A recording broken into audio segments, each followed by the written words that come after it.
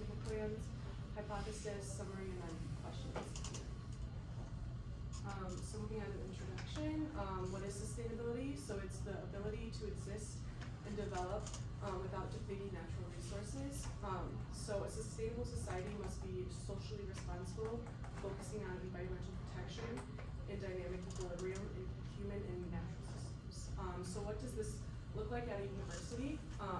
Recycling containers around campus, stopping the use of disposable items, so switching from plastic knives, spoons, forks, cups, whatnot, switching them over to biodegradable, as well as plastic water bottles as a big one.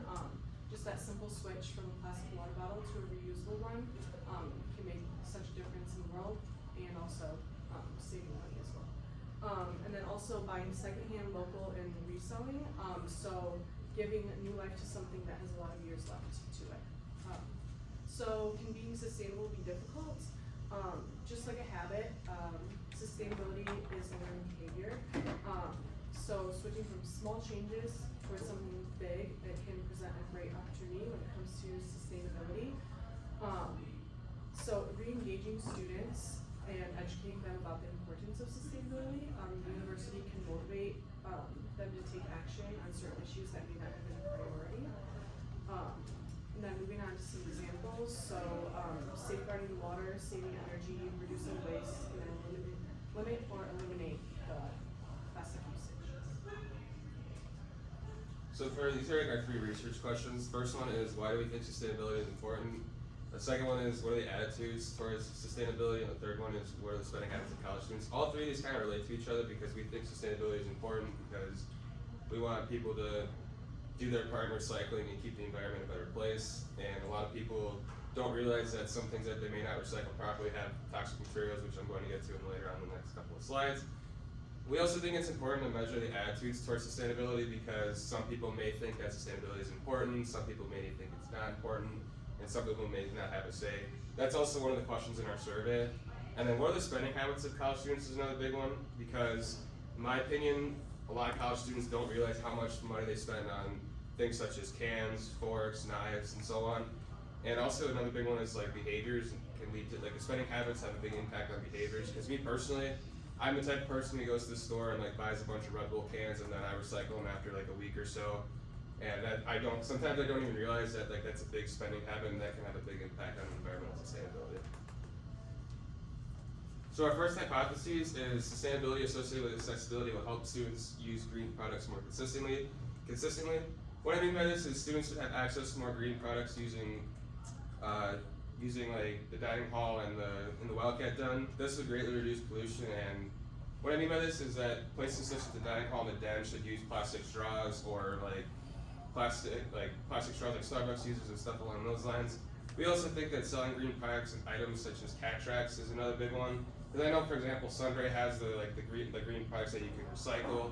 We think that Cat Tracks should do something like that as well. Because from personal experience, I went to Cat Tracks almost every day when I was a freshman and a sophomore in college, and I never really saw anything that can be recycled. And then we also think that if the university is willing to do that, this would open up college students accessibility to green products. Our second hypothesis is if college students have access to different types of recycling, basically what this will reduce the amount of single-use materials that are disposed improperly. So things such as batteries, microwaves, and fridges all have toxic materials in them, and I know batteries have mercury and lead and lithium in them, which you guys probably already know this, but that's very bad for the environment, especially if it's not disposed properly. And basically what we mean by this is if these college students are able to get rid of these, or recycle these materials properly, it will help the environment a lot. And by having a recycling system for toxic materials, it would positively impact the environment and increase sustainability. So for our third hypothesis, by having access to thrift store donation containers on campus, it would help with environmental sustainability and contamination. Students that are moving out of their student housing at the end of the term, they have a lot of unwanted belongings that they don't want to bring with them, and they may not have access to a car or friends to help pack their car and drive their belongings to a thrift store. So by partnering with a secondhand business or a charity and having drop-off containers on campus, and students would be able to place their belongings in these containers to give those items a second chance at life. And then and our survey plan, we have developed an online survey to ask current college students about their attitudes towards sustainability.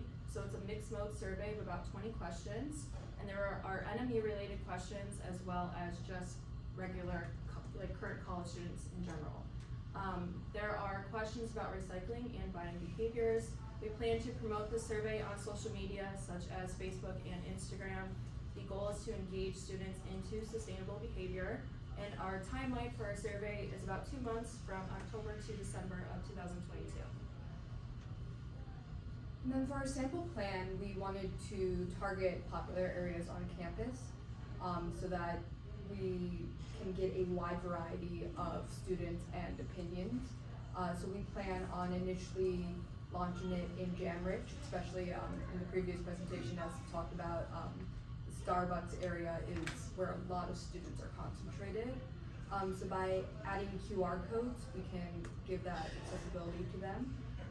And then, as Allison mentioned, social media is also a way that we are gonna get our survey out there. We want to achieve a very diverse group of data so that we have enough to make educated conclusions from. We want a large sample size and to really help our project. And to kind of clarify on that, we want our sample to be between 300, like our minimum is 300 students, our max is 500 students at every university. Questions?